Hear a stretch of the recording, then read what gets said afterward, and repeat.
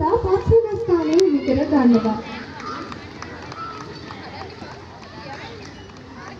12 සමනලියගේ අංගයේ ඉදිරිපත් කළ 12 දියණිය 4 වන ස්ථානය ලබා ගන්නවා.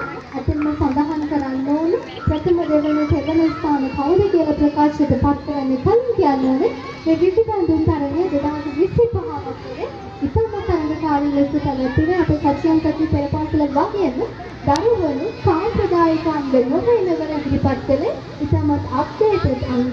ඉතින් සූදානම් තුන්වෙනි ස්ථානය කවුද කියලා කියන්න මිදි පොකුරංග ඉදිරිපත් කළ දිනමති දියණිය 2025 සංගීත මහෝලලේ විවිධ තරගයේ තුන්වන ස්ථානය ලබා ගන්නවා දිනාදී.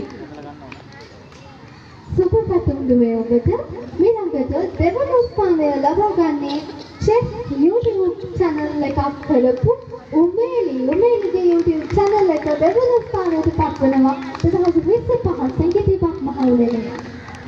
ගෝනි ඊළඟට මම නම් හැබැයි ගෙස් කළා මේ අංගයට පළවෙනි ස්ථානයේ හිමි වෙයි කියලා. ඇත්තටම ඒ අංගය බලද්දී අපේ මිනිස්ත්‍ර මණ්ඩලය සහ අපේ ඇස්වලට කඳුළුවම අහගෙන ඉන්න කි. අලස්ථානවත් ලෙස සිත් අද ගන්නා ලෙස අය අංගය ඉදිරිපත් කළා. මෙහෙණින් වහන්සේකට රඟපෑ සයෝනිදේ දියණිය සත්‍යන් සත්‍යන් පෙරපාසල් සමූහයේ 2025 සංගීත මහෝලලේ විවිධ තරගයේ ප්‍රථම ස්ථානය ලබා ගන්න අයට දෙන තවත් මිනිසුන් පත්වලසන්නද අය ඉතාමත් තරංකාරවත් ඉතාමත් දක්ෂයිනි ඒ අංගය ඉදිරිපත් කළා. යාරිනුයි අද විවිධ තරගයේ ප්‍රතිකඩම සුවේරසිනි නෝඩි පත්වන්නේ යුනියන්